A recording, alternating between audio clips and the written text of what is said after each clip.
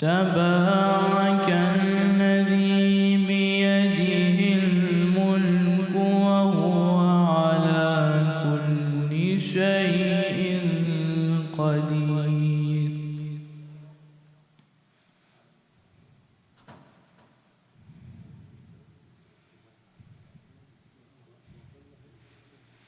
الذي خلق الموت والحياة ليبلوكم أيكم أحسن عملا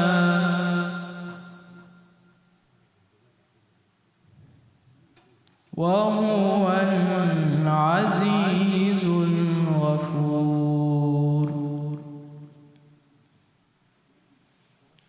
الذي خلق سبع سماوات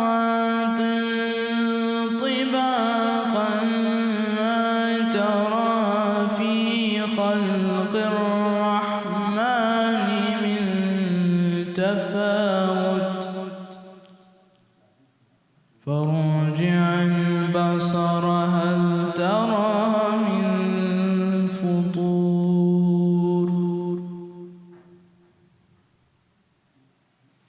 ثم ارجع البصر كرتين ينقلب إليك البصر خاسئا وهو حسير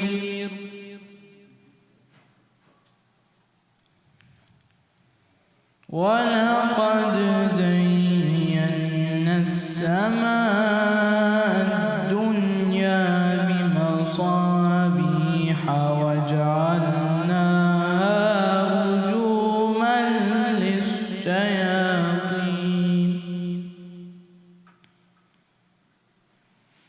وأعتدنا لهم عذاب السعير.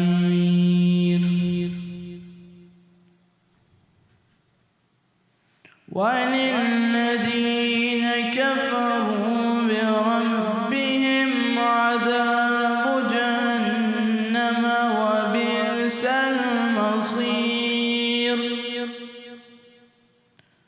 وإذا ألقوا فيها سمعوا لها شهيقا وهي تفور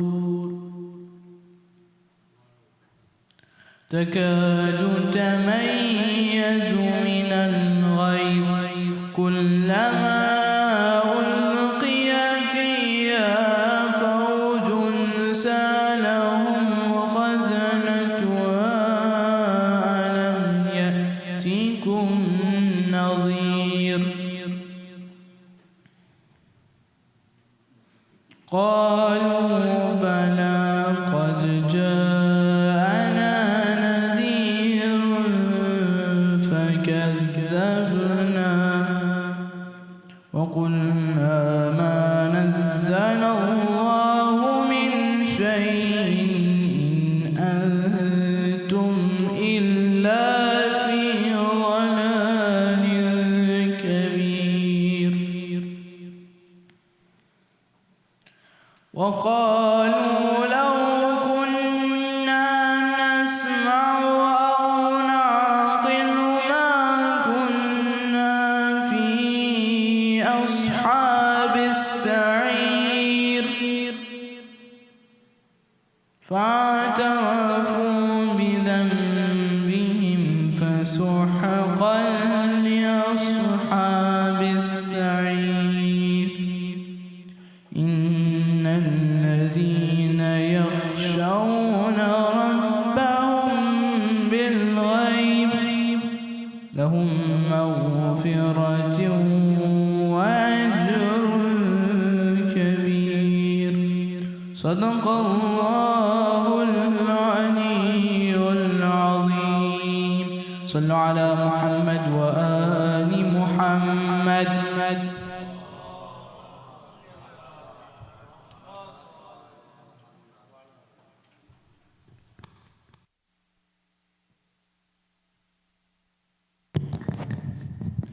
Thank you, Taha, for that beautiful recitation of the Holy Quran.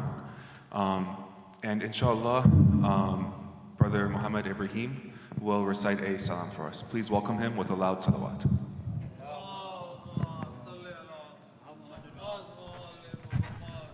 Salawat.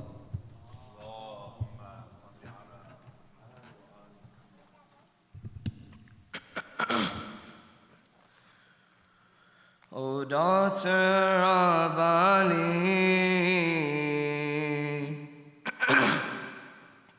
Ali and Fatima, Ummul Masaib, Sharikatul Hussain, O daughter of Ali, Ali and Fatima, Ummul Masaib, Sharikatul Hussain, O Our Lady Zainab, we offer unto you our condolences on your 72. On O Muhammad, Qasim O Akbar, Ghazi O Asr, and your brother Hussain, O daughter of Ali, Ali and Fatima, Ummul Masaib, Sharikatul Hussain. I am in shackles, they took my chadar, and on a spear's raised, your head been under. But faith is in my heart, Zainab will do her part to spread the message of Shahadatul Hussain, O daughter of Ali, Ali and Fatima, Ummul Masaib, Sharikatul Hussain. The sermons that you gave, O daughter of Ali, in Kufa and Dimashq, defeated tyranny. Oh, little did they know the cursed Ashqiya. You took the Zulfiqar, Ba'de Qatl Hussain, O daughter of Ali, Ali and Fatima, Ummul Masaib, Sharikatul Hussain. How well did you reflect? How well did you protect the true image of your Nana Rasulullah, Sadiq Adil, Alim Aqil, Sabir o Shakir, مثل Hassan Hussain, O daughter of Ali and Fatima, Al Masaib, Sharikatul Hussain, O Our Lady Zainab,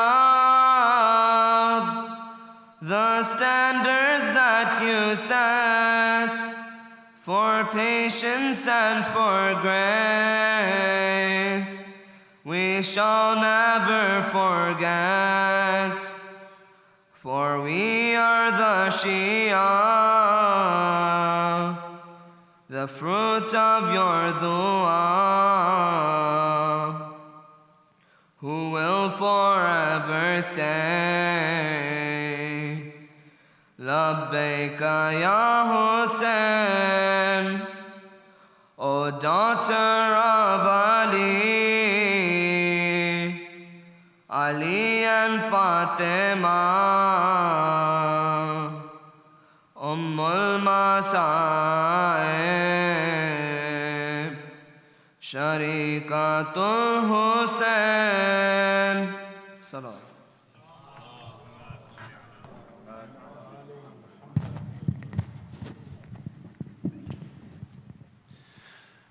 Thank you, Muhammad, for that beautiful salam.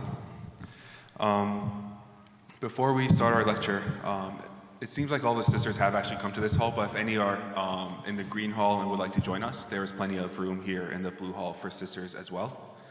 And for everybody, we welcome everyone to get water, to get chai. It's in the back of the hall. But if you do have any food or drinks with you, please monitor your food and drinks. Sometimes people might accidentally bump into it, step on something, and it becomes very hard for us to clean it out.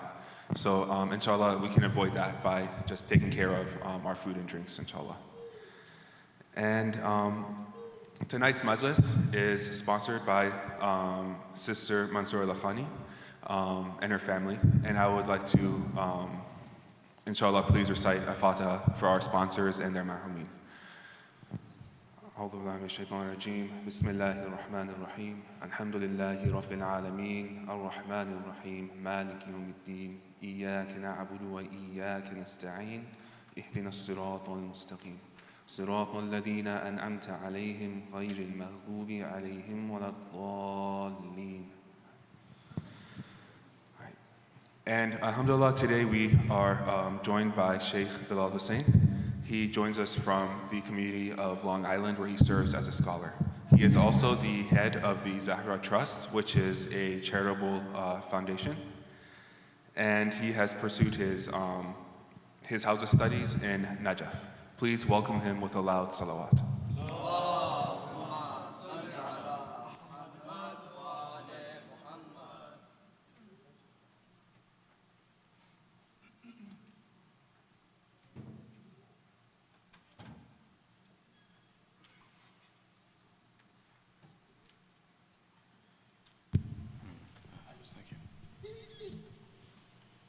Inshallah, before we begin, we can have one Surah Fatiha, 3 times Surah Ikhlas for the marhumin of the Lakhani family, Hussain Lakhani, Noor Bano Lakhani, Raja Hussain Lakhani, the Khun family, the Mithwani family, the Hussain family, and all of the marhumin of those who are present in need of dua. 1 Surah Fatiha, 3 times Surah Ikhlas.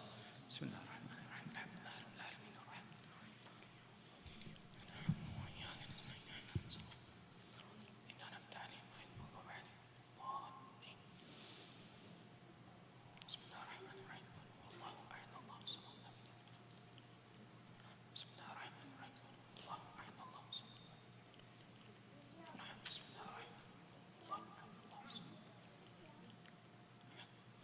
أعوذ بالله من الشيطان الرجيم بسم الله الرحمن الرحيم ربي اشرح لي صدري ويسر لي أمري واحلل عقدة من لساني يفقهوا قولي الحمد لله رب العالمين ثم الصلاة والسلام على سيدنا ونبينا وحبيب إله العالمين أبي القاسم محمد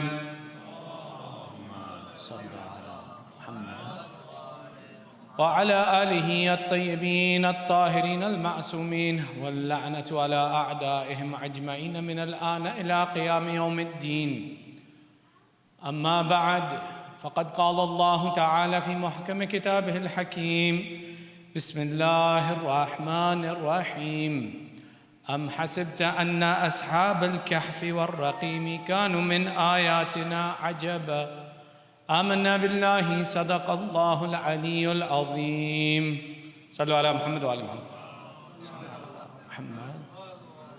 Your second salawat for love of Muhammad wa ali Muhammad.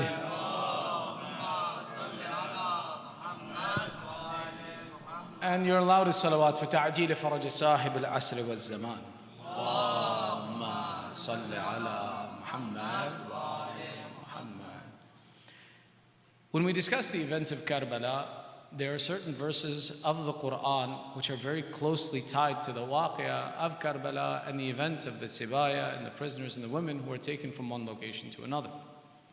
From amongst the various verses of the Quran that are discussed, one that is mentioned and discussed is Surah al-Kahf, and specifically this verse of Surah al-Kahf, that it's narrated and said that we heard the head of Imam Hussain reciting this verse.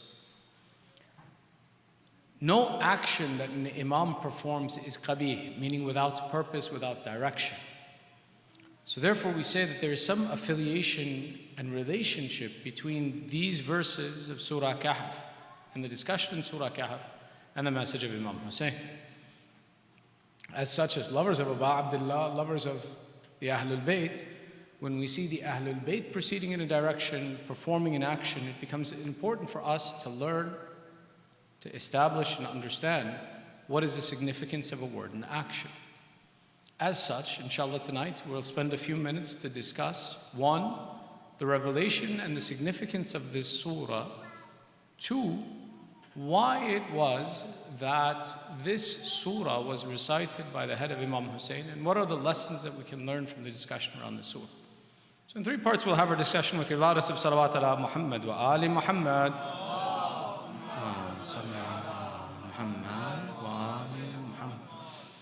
Surah Al-Kahf, which is the 18th chapter of the Holy Quran, comes in discussion of presenting and saying that the polytheists of Makkah had wanted to test the veracity, the truth, and the reality, is this actually a messenger of God? So the pagans, the Quraysh, they gathered together and they sent 2 or 3 of their appointees to the city of Najran, where they were old, priest isn't the right word, rabbis. And they said, we'll ask these old rabbis to give us a way of determining, is this really a prophet of God or not? And sure enough, these 2 or 3 pagans left the city of Medina. They went to the city of Najran, and there they sat with old rabbis that were well known to them, and they said to them that there a man has come amongst us who claims to be a prophet. We want to know, is he really a prophet or not? How do we determine what he's telling us, is it true or not? So the rabbis said, and the narrations vary, that in one narration they said, ask him 3 questions. If he can answer 2, he's a prophet. The 3rd one, if he's a prophet, he can't answer. Other narrations say, they said, ask him 3 questions, and the 4th, if he can't answer, he's a prophet, and if he answers, he's a liar. In this way, they were prepared with some questions that came to now present to the prophet, to ask him of the veracity of his message and the truth, to see, is he really a prophet or not? The narration that we'll focus on refers to the idea that 3 questions that were asked said, tell us the story of the youth who went and hid their faith. How many were they? Where were they? What was their story? The second question was, tell us about the man who traversed the east and the west, and what was his information? And the third question, that if he's really a prophet he can't answer, or won't answer, is tell us about the Spirit. The other narration talks about and says something to the effect of, 1, tell us about the youth, tell us about the man who traversed the east and the west, and one more question followed by, tell us about the man who taught Musa alayhi salam, who was the teacher of Musa, and then finally, tell us about the Day of Judgment. However the structure of these questions were made, famously these men came back from Najran, and they come to see our Prophet, and they say, I want to ask you these questions, and they ask these questions, and the Prophet says, I'll answer you tomorrow. The answer doesn't come tomorrow. In some descriptions, 15 days pass. In some descriptions, 40 days pass. And then Jibreel comes with the revelation of the surah. Famously, it said that the Prophet asks the question, and famously I mentioned I don't test the veracity of the statement or the accuracy of the statement. The Prophet asks, Ya Jibreel, why did you not come the next day? And Jibreel replies, we only come when Allah commands us to, and thus we say, Insha'Allah. That Allah has the right to determine when an affair is settled. Hence, not the desi Insha'Allah, the real Insha'Allah, should be included in every thought and every ideology so that we have the help of Allah to achieve our goals, which is a lesson for all of us. The question, if you were to ask and say, well, could it be that the Prophet didn't say or did say and that this event took place? Sometimes when these events are associated with the personality of our Prophet, it's not because of an error on his behalf, but rather to establish a lesson in the community to learn what to do in this situation. That if something is missing from my actions, that the Prophet demonstrates when something is missing, how do we correct it? How do we ensure the will of Allah is included in our affairs? So to say that it's completely inappropriate that the Prophet could have said something without Inshallah, no. Sometimes it's the lesson of teaching to show to society how it is that we ensure that our actions receive the fulfillment that we desire. So sure enough, when Jibreel comes and reveals the surah, the explanation comes and talks about and says that the people who left their kingdom and ran away from their king was the story of Ashab al-Kahf and those who are the companions of the cave. While the topic of our discussion is not exactly the companions of the cave, I'm assuming if I can move this a little bit. Sallu ala Muhammad wa ali Muhammad. Sallu ala Muhammad wa ali. If you guys don't mind moving forward, I promise they don't give me a stick except for on Fridays. And even that they tell me I'm not allowed to use, but they give me one. Today is not Friday, so no stick. Allahumma salli ala Muhammad wa ali. So the questions that were asked to our Prophet about, first, the youth who left their land. Now, the entirety of the story is not the focus of our discussion, but essentially it says that in the history of this world, there was a king who was a pagan, who forced all of his people to accept his pagan belief. But there happened to be 4, 5, or 6, or 7 individuals who were pious monotheists in the court of the king. One of the specialities of these people is that these were not commoners, these were the elite. These were the best of the society who were in the service of the king. And they hid their faith until it came a point in time where they either had to denounce their faith entirely or to excommunicate themselves and leave the court of this king. And that they made the decision to leave the court of the king, and they ran away from this king, and on the way they found a shepherd and his dog, and they accompanied them, and they took refuge in a cave where Allah let them sleep for, according to some narrations, 309 years. Some more, some less. And at the end of those 309 years, when they wake up, they look at each other and say, I'm hungry, how about you? I say, yeah, how long do you think we were sleeping? Maybe a day, maybe a bit more than a day. Go get some food for us. And they appoint one to go get food. Famously, it's Tamliqa, is one of the names of these people that Imam Ali has told us, who goes to collect food, and he goes into the town nearby and he realizes that they don't speak his language, they don't recognize his money, they don't know who he is. And they come to the realization that the king who was persecuting them has been dead a long time, the language and the people have changed, and that now the environment is a monotheistic environment, but they've lost everything that they had. And they go back to the cave, and the people follow them. But when they come to the cave, the member of the Ashab al-Kahf enters the cave, but the others are afraid to enter. And they decide then to leave this person here, and which is why the verse that we began our discussion with, Surah al-Kahf, verse number 9, begins with the conversation, أَمْ حَسِبْتَ أَنَّ أَصْحَابَ الْكَهْفِ وَالرَّقِيمِ كَانَ مِنْ آيَاتِنَا عَجَبًا. Ashab al-Kahf wal-Raqim. The verse describes two groups of people, one who are known as Ashab al-Kahf and the other al-Raqim. Raqim is those for whom there's an inscription on stone or on a label. Some Mufassirin say that these are the same people that are referred to sometimes as Ashab al-Kahf and other times as Ashab al-Raqim, and others who come to the conclusion that Ashab al-Raqim is a completely different story. But the way that they're the same is what it says is that when the people came back and saw the cave, they were afraid to enter, but what they did was they put a label on the side of it. They made a marking in the stone to say, these are the sleepers who were from the time of before, and their entire story was labeled, and hence they're called Ashab al-Raqim. And Allah in this verse, He says, do you believe that the story of the people of the cave and of the inscription is unusual? This discussion, talking about this event of these people who protected their piety, who protected their faith, and they went into hiding and they avoided the persecution of evil to protect and preserve their faith, has lessons for every generation, and specifically generations where we find people of faith in a minority, of the importance of protecting our faith, of preserving our faith. And that will come points and times in our lives where we'll have to choose between society and Iman.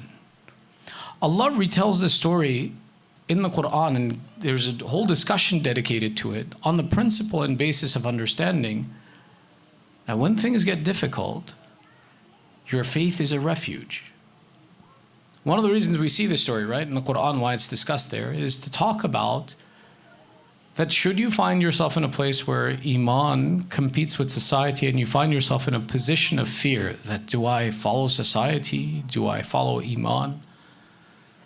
Allah demonstrates and He says, those who followed faith, I'm not above creating a miracle to protect them. I'm not beyond the reach that I don't offer support to one who comes in my direction. So this discussion becomes important, that us who live in a foreign land live in difficulty, that at times when you find yourself that your faith is in contrast with society, you don't know how do you survive in a society. If you trust in Allah, Allah suffices for you. And He gives the example of this story, that who would have imagined? They thought they were hiding for a day. Allah protected them for 300 years. And then it goes further than that. The second question, because this was part of the question, right? That they asked the Prophet, but tell us the one who conquered the east and the west. Again, in Surah al-Kahf discusses the concept and the discussion of Dhul Qarnayn. And Dhul Qarnayn was the one who conquered the east and the west, and his discussions within the Quran. The third question, that if they asked him about who was the teacher of Musa in Surah al-Kahf, is the discussion around Hazrat Khizr. What's interesting is we have a default that we call him Nabi Khizr sometimes. But if you notice, Allah never calls him a Nabi. So, which is why we don't know, we just say that Allah didn't call him a Nabi, we don't call him a Nabi. But Khizr alayhi salam, who's the teacher of Musa, which has a very interesting perspective within the story between Khizr and Musa, about Musa learning and following the instruction of Khizr alayhi salam.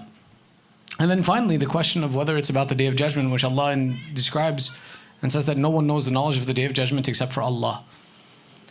There's a significance to this, that there are two elements in history that we don't know their time period for, of when they will occur. One is the Day of Judgment, and the other is the Dhuhur of Sahib al Asr wa Zaman.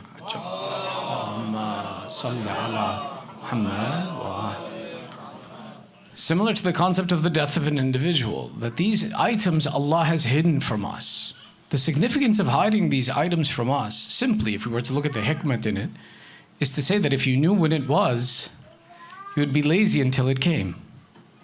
If I know I'm not going to die for a month, 29 days I'm going to have all the fun, and on the 30th day I'll say astaghfirullah and I'll be okay. But if I don't know when it's going to occur, my responsibility is to prepare as if it could be any day. And the same is true with the reality of the coming of our Imam. Don't imagine it's 1,000 years away. Don't imagine it's 1,000,000 years away. Don't imagine it's a day away. It could be today. Therefore, prepare as if it is today. And the same is the Day of Judgment. Don't imagine it's something far and distant and it will be someone else's problem. No, it could be ours. It could be very soon. And hence we prepare for them. This is why the affair would not be even disclosed to the Prophet, because even the Prophet in his mercy, if he wanted to tell us, Allah doesn't want that affair disclosed to humanity. The other one that they say is that tell us about the Spirit. If the Prophet tells you about the Spirit, then he's a liar. Allah in the verse in the Quran mentions وَيَسْأَلُونَكَ عَنِ الرُّوحِ قُلِ الرُّوحُ مِنْ أَمْرِ رَبِّي وَمَا أُوتِيتُ مِنَ الْعِلْمِ قَلِيلًا. That even this is a fair that Allah says that if they ask you about the Spirit, say the Spirit is from the command of your Lord, and we do not give you knowledge about it except for a little bit. In this way, the Prophet, he answered the questions of these pagans and proved his prophethood even to them through this surah in the Quran. And within the surah are many great lessons for us, and it's a great discussion to have. Which brings us to the point, what is the affiliation between this surah and the story of Imam Hussain? Sallu ala Muhammad wa ali Muhammad.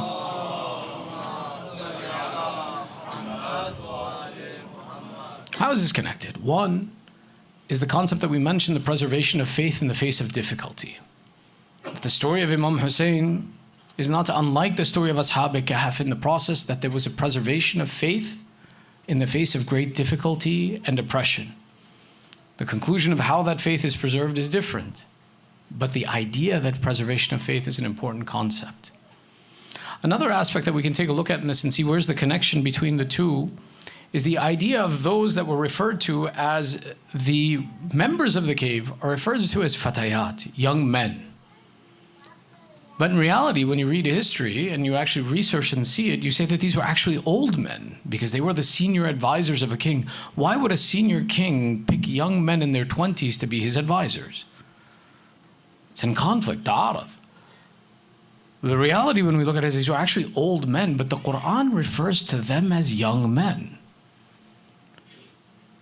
The youth and the old age of a person, when Allah uses this description here, is not the physical aspect of what a person looks like on their outside, but rather it's a discussion about their spirit in the love of Islam. One who sincerely submits himself to Allah and prefers Allah over himself, Allah describes him as young, as alive. Not unlike the companions of Imam Hussain. On the day of Ashura, when these companions stood forward, even though they were old, Burayr was not a young man, Habib was not a young man. Habib, in some narrations, 20 plus years older than Imam Hussain. That's why he was known as the Shaykh of the Ashab, why he was put in a position of leadership. Yet no one mentions that they fought like old men. Umar Asad himself would complain and he said they fought like lions that gave us no choice except to sacrifice them and to kill them, because they would stand and insist upon justice. Youth and old age, when we look at it physically, Allah is describing and telling us that youth and old age is not a physical attribute, but it's an attribute of faith. And that when faith is strong, then it is the attribute of youth that is possessed. Such that when we look at the companions of Imam Hussain, we see that within them, how often do we discuss and say, oh, that old man couldn't support you? No, we say they fought in such a brave way that even though they tied cloth on their foreheads to hold up their eyebrows, they tied their waists that they would stand up straight, yet an army in front of them would run in fear of their sword. One of the important descriptions for us is, don't imagine that my age prevents me from service of Islam. Don't imagine that my age reduces me in the service of Islam. No, if Iman is young in your heart, and Allah sees you as young, who am I then to reduce a person and say that they are old to this effect? And one of the aspects that we talk about is this idea of that understanding that devote yourself to faith and Allah will raise you and give you youth and give you the ability to serve the same way the companions of Imam Hussain, though they were few, an entire army ran in fear in front of them. This idea of standing up for our faith and defending our faith is one of the important aspects, again, that comes in the story of Karbala and is mentioned in the story of Ashab al-Kahf, of the importance of preservation of faith, that there comes a point in time where you have to prefer faith over self-perseverance and self-preservation. This discussion can be open very lengthy. Do we have a couple minutes? We're okay? Anybody falling asleep yet? Not yet? Sallu ala Muhammad wa ali Muhammad.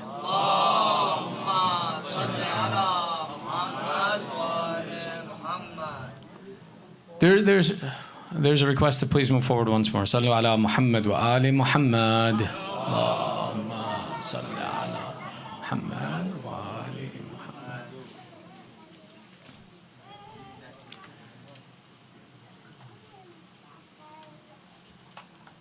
The idea of what was the actions of Imam Hussain in Karbala? That did he intentionally, knowingly take himself to destruction? And this discussion talks about that there comes a point in time where the responsibility to Iman is greater than the responsibility to the self. That what the faith needs is more important, and that to preserve for the faith is a priority to take into account over the self-preservation or caring for oneself. Does it mean that one intentionally throws himself in the direction of destruction? No. But the same way that, for example, I have a goal I need to accomplish. I may leave my sleep for that goal. I may leave food for that goal. I may leave other things that are my comfort for that goal. It doesn't mean I'm intentionally causing myself harm. It means that my intention, my goal is so great to achieve that it's good to make sacrifices to achieve that goal. Now, to understand why this happens, and we'll get to this in a second, but one of the elements that we notice is the conversation that happens around what happens to Ashab al-Kahf. Let's go back to the story of Ashab al-Kahf for a second and finish this before we move on to this discussion. Ashab al-Kahf, what happens? They go back to their cave, say, oh Allah, return us to sleep. We don't want to raise in this time. And Allah, sure enough, returns them to sleep. But the people of their time know that in this cave are people who preserved in the face of tyranny, and that Allah has protected them in this way. And when they come to this cave, they're too afraid to go in, but they know this cave is special. So the Quran describes what they do. وَإِذْ يَتَنَازَعُونَ بَيْنَهُمْ أَمْرَهُم.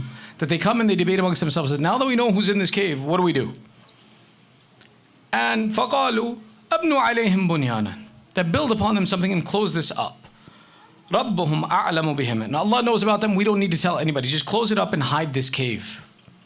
Others who come and then say, قَالَ الَّذِينَ غَلَبُوا عَلَىٰ أَمْرِهِمْ. But the ones who won are not the ones who decided to close up this cave, but rather the ones who won this discussion and debate. Allah says, قَالَ الَّذِينَ غَلَبُوا عَلَىٰ أَمْرِهِمْ. That those who won the argument about him, لَنَتَّخِذَنَّ عَلَيْهِمْ مَسْجِدًا. Let's build upon them a masjid and a place to worship Allah. And Allah describes and says that the ones who won victory in this debate between what to do with the people of the cave were those who decided to build a masjid here. Now this conclusion tells us of the importance and the superiority that Allah has given to those who sacrifice for the sake of their faith. That when someone goes and sacrifices for their faith, that to acknowledge that person, to revere that person is a good thing. To make that place where they are a place of worship is a good thing. Therefore, it should be no surprise that the connection between these Ashab al-Kahf and Ahl Karbala is that the same way that Ashab al-Kahf became a place where people went to go worship Allah, that today Karbala is a place that people go worship Allah, is not something that we came up with, but rather is the instruction of Allah to build a masjid in those places and to do ibadat of Allah in those places. So today, if we see people go to Karbala and do ibadat of Allah, seek the wasila of Allah, it is the Quran that instructs us to perform this action, not our desire that instructs us to perform this action. Sallu ala Muhammad wa ali Muhammad.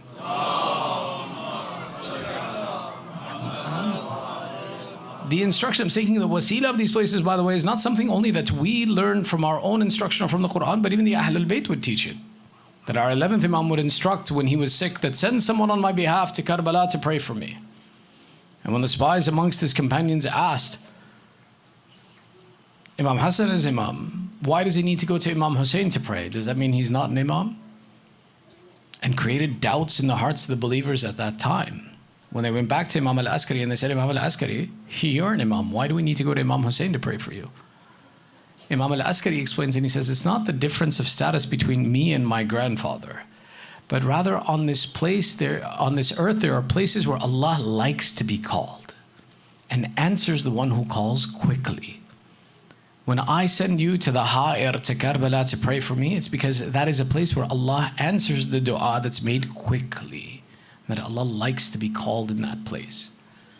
So therefore, someone who criticizes the idea that why go to this place, why make dua, they have not appreciated the context that Allah teaches the importance of where, when, and how to make dua. And that the instruction that these are places of prayer is from the Quran and the teachings of Ahlul Bayt to educate and know that you want something, come to the right place and ask, and your needs and desires will be fulfilled. Which brings us to this question, why did Imam Hussain recite these verses of Surah Kahf? What's the secret? Of all of the Quran, why this?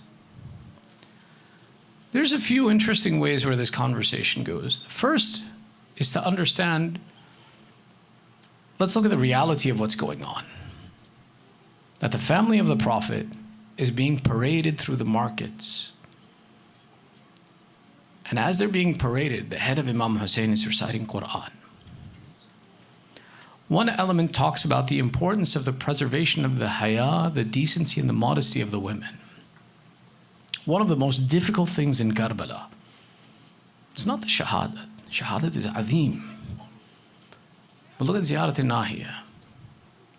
Ziyarat al-Nahiya is that elegy, is that salam that is written by our Imam to describe what happens in Karbala. There are certain masaib of Imam Hussain that are uncovered to us because of the fact that Imam Zaman wrote to us and told us. And they're painful. My Imam says salam to the one who, when he fell from his horse, he was trampled by horses. We talk about Qasim ibn al-Hasan being trampled in his life.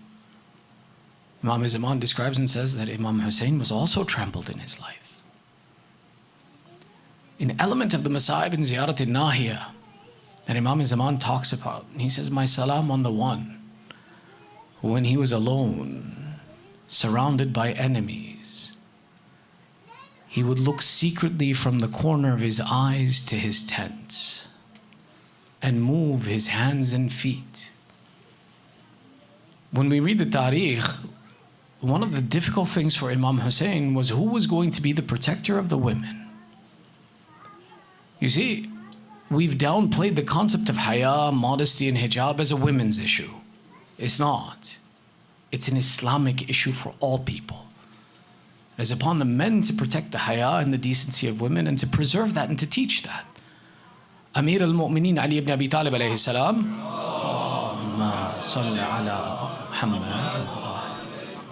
used to teach this when in the city of Medina, he would take Sayyidah Zainab to do the ziyarat of Rasulullah. He would walk in front, Imam Hassan to one side, Imam Hussain to the other, and they would put out the lights in the city of Medina that no one should see and that the modesty was the responsibility of men to protect. Imam Hussain uses his greatest power that he possesses, Abul Fadl Abbas, in the field of Karbala, and puts him in front of the tents and makes him the alamdar, makes him the commander.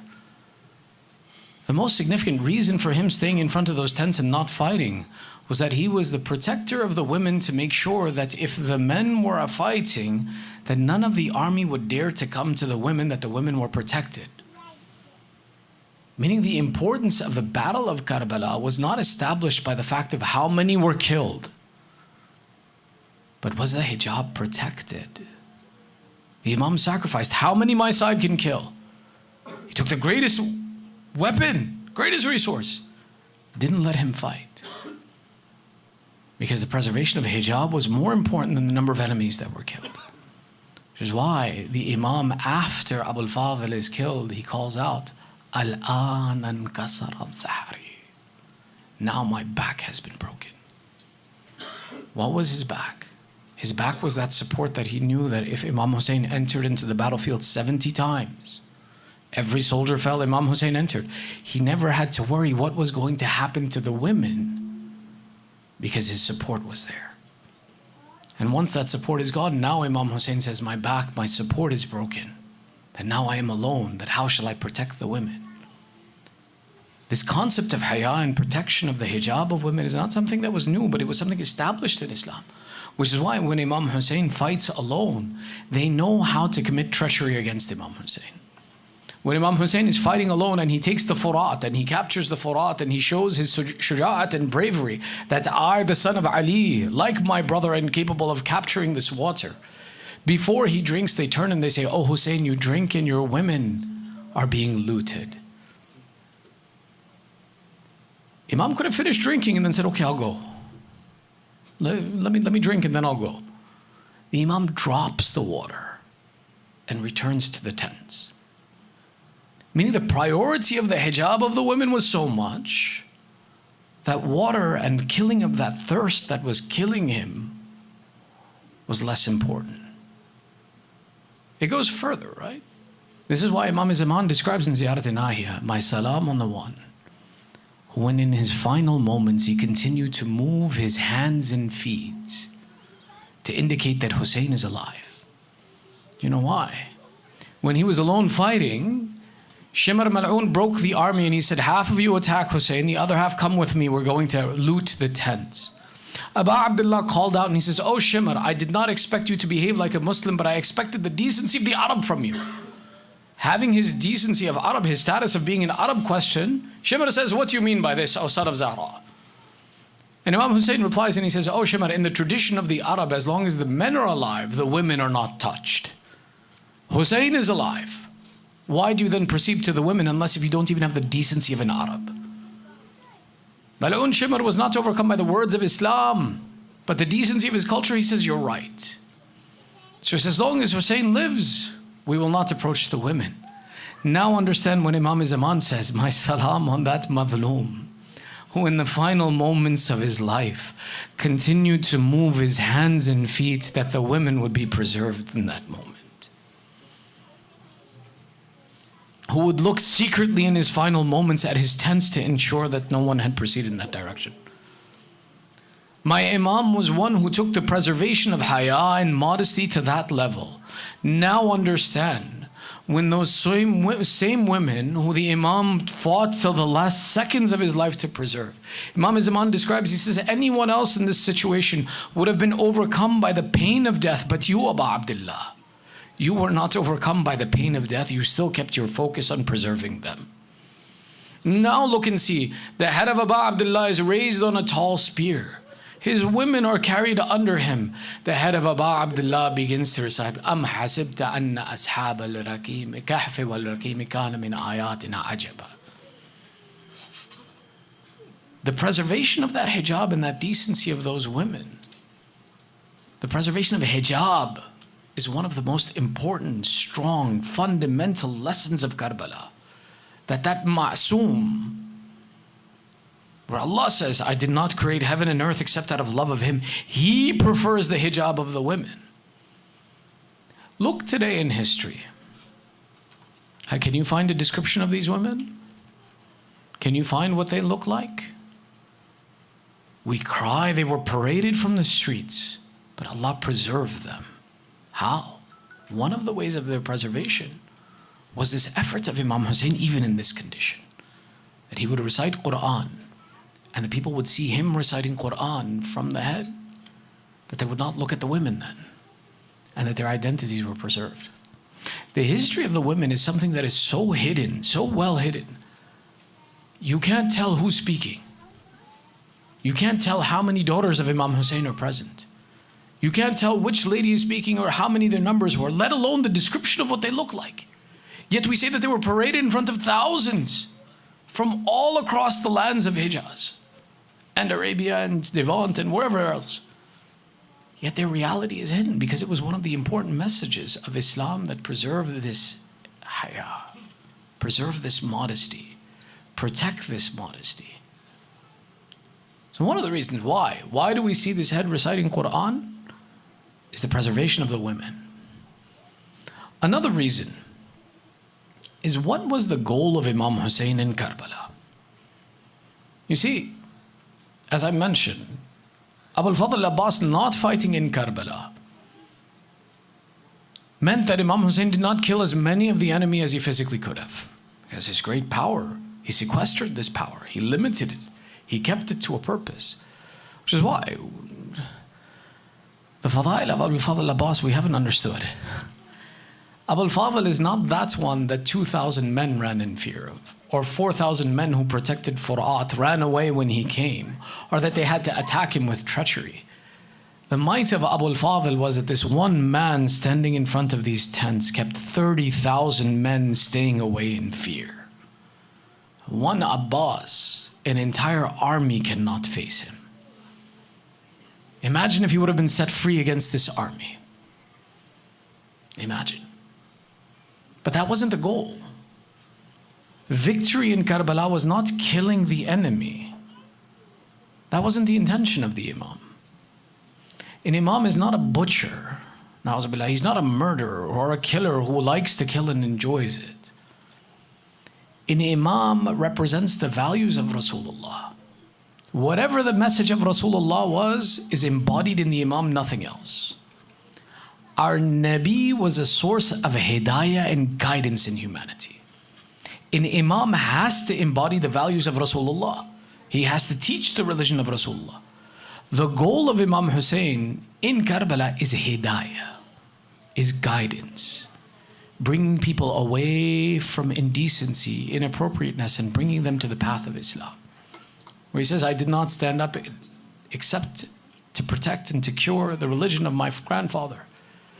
Everything the Imam does in Karbala is with the intention of hidayah, of offering hidayah, creating the opportunity of hidayah. When we look at Karbala in the lens of offering hidayah, we see the beauty of the example of Imam Hussain. He doesn't begin the fighting. He refuses to be the one who starts the fighting. He refuses to be the first one to attack. Famously, the morning of Ashura, Abu Abdullah had his companions dig a trench behind the tents. Just because the intention was hidayah, it was not that the Imam intended to get killed. No, he had a defensive position. He was prepared to defend himself. So he had made a circle of the tents behind which he dug a trench, which was filled with firewood. Because the reality of the logistics of the battle was that Imam had under 200 companions with him, and the enemy had, in some narrations, 30,000 people standing in front of him. Intellectually, we know that 30,000 can easily overcome such a small number. It's not physically possible. So the Imam prepared a defensive position, and behind the tents a trench was dug that was filled with firewood. The morning of Ashura, Imam Hussain takes Muslim ibn Awsajah to light this fire, so that from behind the enemy can't attack, and there's only one approach by which the enemy can come. The narrators of Maqtal write and say that as Abu Abdullah went to go light this fire, Mal'un Shimr came from behind to try and see if he could attack the tents from behind. And as he comes from behind, and Muslim ibn Awsajah is with Imam Hussain, they light the fire and Shimr is pushed back. He can't come from behind, and becomes frustrated that his sneak attack has been broken. So he calls out and he says something very vile. He says, "Oh Hussain, you have lit a fire for yourself in this world before the fire of hell is ready for you." Muslim ibn Awsajah is not a normal person. He says, "Ya ibn Rasulullah, I am an archer of note. I have very good aim. Give me permission. One arrow, I'll drop him now. One arrow. Let me kill him." If Muslim, you knew what the Shimr was going to do, maybe you wouldn't have asked. Imam Hussain says, though he's a vile man, I do not like the fighting to begin from me. Don't attack him. Meaning the intention of the Imam is that even if this action to remove such an evil filth from this world would mean that the Imam is the one who attacks and the message of hidayah is stopped or confused, the Imam will not proceed in this action. He loses his companions, he loses his family. Those sacrifices in their adamat, we still cry to this day. Yet in his final moments, have you ever wondered, why does he ask for water? Is he not bitter at the loss of his children? Angry at the loss of his family? The Imam's message of asking for water, even in that moment where it is right before his death, is to see if some softness is in the hearts of these enemies, that some way they can be reformed. Reform is the goal of the Imam. Today, if that message of 72 is marked amongst millions around this world, and is a message that tenders the hearts of even the most difficult of people and the harsh of people, it's because of the message of hidayah that's incorporated in this greatness of sacrifice. Which is why the Imam performing the miracle of reciting Quran from a spear is for the introduction of hidayah to even those who weren't present in Karbala. You see, when this small band of people is paraded from town to town to town to town, they are noted as the enemies of the Khalifa. The Khalifa is the representation of Islam. That the enemy of the Khalifa must be the enemy of Islam. Yet the heads of these shuhada were the proof that even this Khalifa is a liar. Some would be overcome by seeing the head of an infant, that if I can see that there is an enemy of the Khalifa in a man, how then is a 6-month-old child the enemy of the Khalifa? Others who still weren't overcome by this, when they would see the head of Abu Abdullah reciting Quran. Quran. What does the Khalifa stand for if his enemy that is on a spear is reciting Quran? It forced the people to ask the question, who has been killed? What has happened? If this man was evil and vile, then why now does he represent the miracle of the recitation of Quran? when he has been disembodied, when he is clearly has been killed. And they are proud of killing him, yet he is the representation of Quran. This reality forced people to ask the question, what happened? Which is why, even after the shahadat of the Imam, he is a source of hidayah and guidance. And he continues to invite people to the right path. Which is why, don't be surprised that there were those who did receive hidayah from this head of Abu Abdullah. When they enter the court of Yazid, there is a Roman emissary who sits as a guest of the Roman emperor in the court of Mal'un Yazid. And he sees Yazid celebrating. And he sees the disrespect of this head, that there is alcohol spilled by his head, that there is abuse committed, that all these actions are committed against this one head. So the emissary says, "O Khalifa, who have you won this great victory over that you celebrate in such a way?" Mal'un Yazid says, "Why do you ask me?"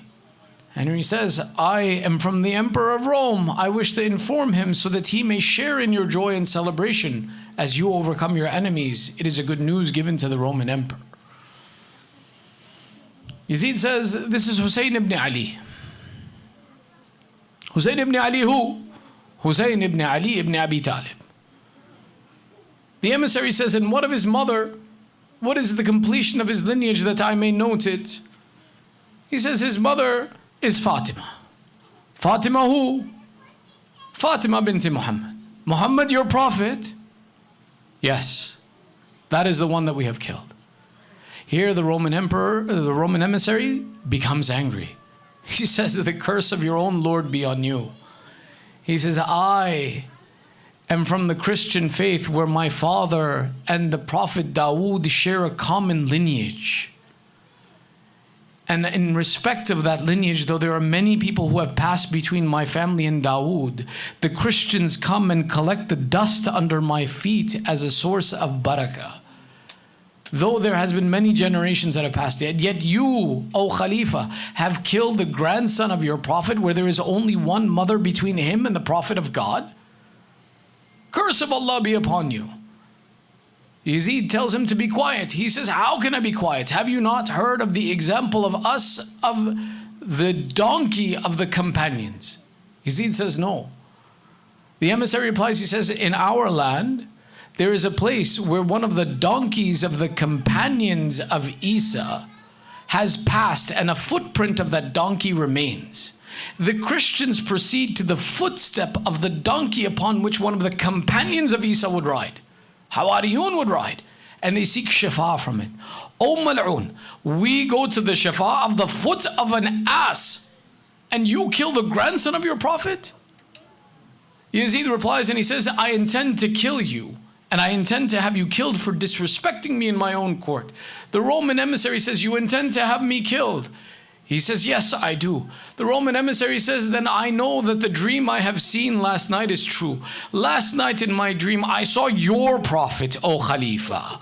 And he said to me that prepare for heaven, that there is a place for you in heaven. Now seeing what you have done to the own child of your prophet, I believe that what he told me was true, and I submit to that religion of Muhammad.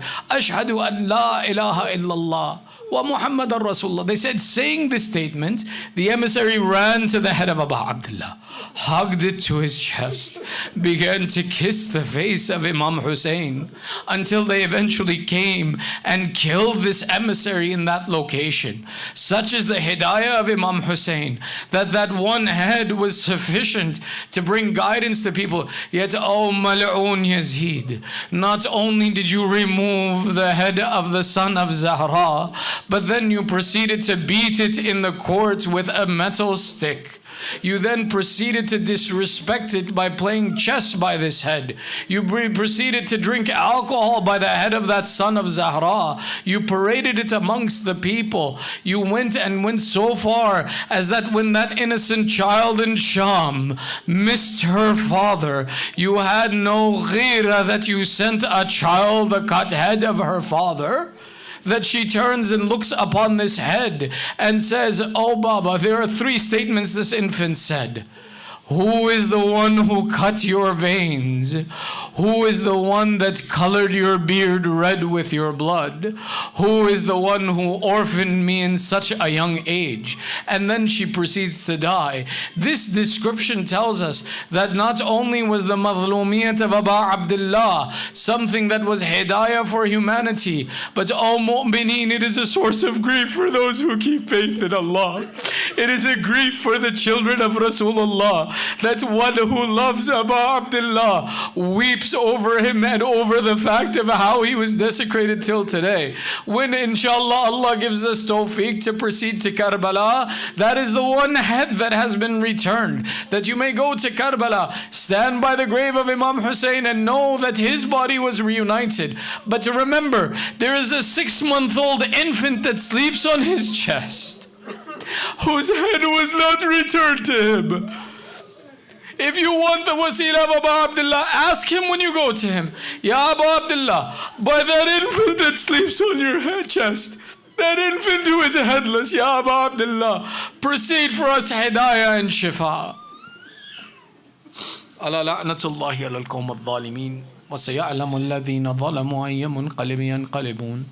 Inna lillahi wa inna ilayhi raji'un, ridan biqada'ihi wa tasliman li amrih. ندعوك باسمك العظيم الأعظم الأعز الأجل الأكرم. With tears in your eyes, we raise our hands in dua. 10 times we call out, Ya Allah, Ya Allah, Ya Allah, Ya Allah, Ya Allah, Ya Allah, Ya Allah, Ya Allah, Ya Allah, Ya Allah, Ya Mahmud بحق محمد, Ya أعلى بحق علي, Ya فاطر السماوات بحق فاطمة, Ya محسن بحق الحسن, Ya Qadim al-Ahsan bihaqq al-Hussain. Ya Allah, accept this small ibadat from us. Ya Allah, give the thawab of this majlis to the marhumin of today's sponsors, our marhumin and all those mu'mineen who are in need of dua. Ya Allah, forgive our sins and cover our flaws. Ya Allah, we have gathered here with hajat. By the right of the mention of the Masa'ib of Ahlul Bayt, fulfill our hajat. Ya Allah, those amongst their families, our communities, the mu'mineen who are suffering through sickness and disease, Ya Allah, give shafa'at to the mu'mineen wherever they are. Oh Allah, those who are suffering through difficulty and insecurity and strife, whether they be in Pakistan, Afghanistan, Yemen, Palestine, Sham, Lebanon, around the world, wherever the mu'mineen are suffering. Ya Allah, give aman to the mu'mineen wherever they are. Oh Allah, keep our children on the upright path of Islam. Ya Allah, hasten the reappearance of Sahib al-Zaman. Make us and our families from the upright supporters of Sahib al-Zaman. Entitle us to the ziyarat of Abu Abdullah in this world and the shafa of Abu Abdullah in the hereafter.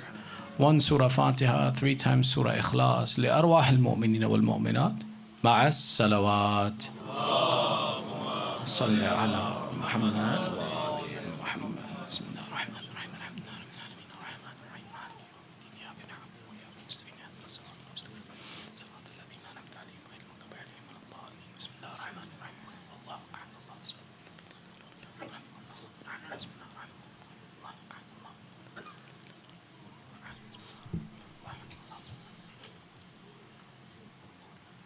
Matem Hussein.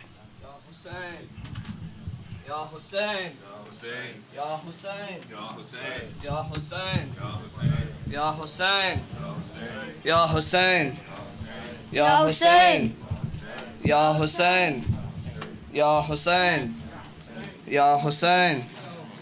Ya Hussain, Ya Hussain, Ya Hussain, Ya Hussain, Ya Hussain, Ya Hussain, oh my Hussain, oh my Hussain, oh my Hussain, oh my Hussain, oh my Hussain, oh my Hussain. Hussain, oh my Hussain. Your back lay on the burning sands and your lips thirsty and dry as they draw closer to you. My son, I am always with you. Jibreel descends from the sky too, and you know that I'm here with you.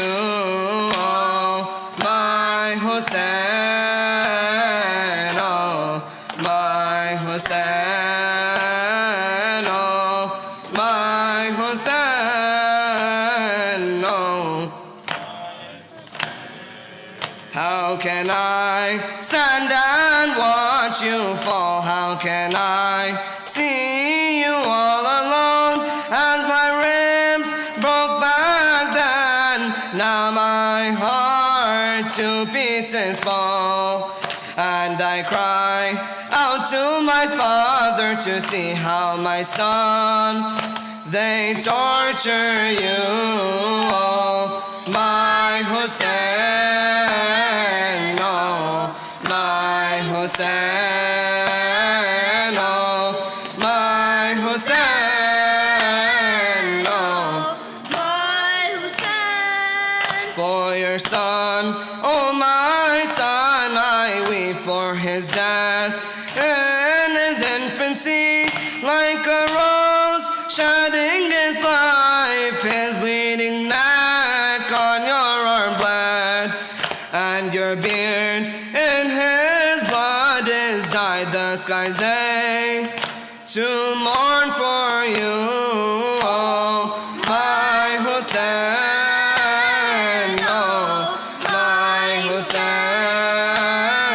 oh, My Hussain, oh. my Hussain. All the time you were by their side till your companions now call, unshrouded corpses remain of your soldiers who said, here I am to your call, I had my son, you are never alone. Oh, my Hussain,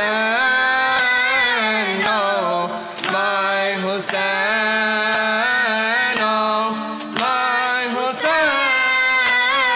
Oh, my Hussain. See how the stars to dust have turned as the blood from your forehead runs. All of creation laments, seeing your pierced and battered chest. So then ask, how will your mother bear your final moments? Hussain, oh, my Hussain, oh, My Hussain, oh, my Hussain, oh. my Hussain. Your sister Zainab will now see your broken, headless body. Your head upon the spears does rise for her to see, and in chains they shackle the queen for her brother Hussain. Oh, my Hussain, oh, my Hussain, oh, My Hussain, oh, my Hussain. I was with you when Abbas did fall, and to his master he did call. Oh, my master, oh Hussain, come to my aid, come to my aid. How will the brothers meet with no arms? How will Abbas embrace? Oh, my Hussain, oh, my Hussain, oh, my Hussain, oh, my Hussain, oh, my Hussain. Oh, my Hussein. Oh, my Hussein. Oh, my Hussein. Ya Zainab, Ya Zainab. Ya Zainab, Ya Zainab. Ya Zainab, Ya Zainab. Oh Zainab, march ahead, step by shackled step. Bear the insults, bear the pain, show us Karbala. speak for Ashura. Show us Karbala, speak for Ashura. Everyone together. Show us Karbala, speak for Ashura. Show us Karbala, speak for Ashura. O heir of al-Hussain, his mission your bequest, the caravan he led, and the future of the faith. He gave his life in sacrifice, still the tyrant sits in peace. Your word is needed, O Zainab, to shake him from his throne. Your word is needed, O Zainab, to shake him from his throne. O Zainab, march ahead, step by shackled step. Bear the insults, bear the pain. Show us Karbala, speak for Ashura. Show us Karbala.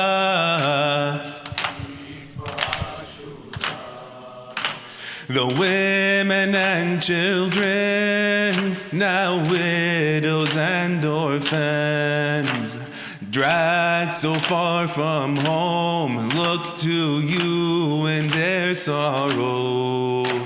But who do you have, O Zainab, to support you in this grief? Your sons and brothers are marched along with heads high up on spears. Your sons and brothers are marched along with heads high up on spears. O Zainab, march ahead, step by shackled step. Bear the insults, bear the pain. Show us Karbala, speak for Ashura. Show us Karbala.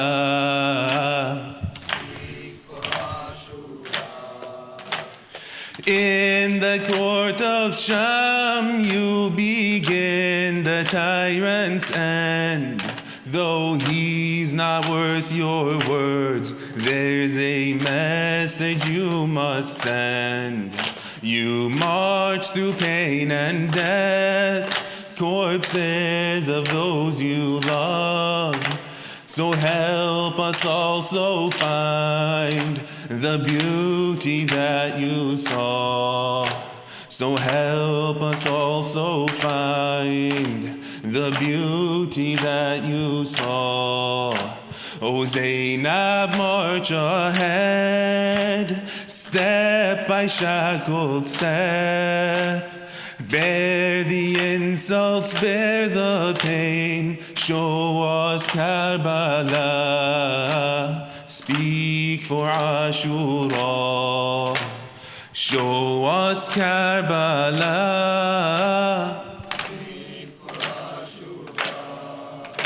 Ya Zainab, Ya Zainab, Ya Zainab, Ya Zainab, Ya Zainab, Ya Zainab, Ya Abbas, Ya Abbas, Ya Abbas, Ya Abbas, Ya Abbas, Ya Abbas, Ya Abbas, Ya Abbas, Ya Hussain, Ya Hussain, Ya Hussain, Ya Hussain, Ya Hussain, Ya Hussain, Ya Hussain, Ya Hussain. Salawat ala Muhammad wa ala Muhammad.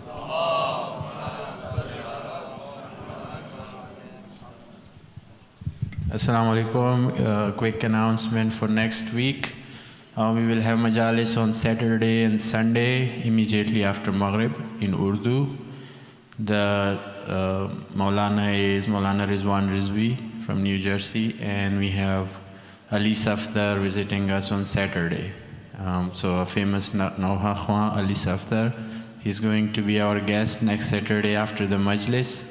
All Mu'mineen are requested to attend and add beauty to this event. Thank you.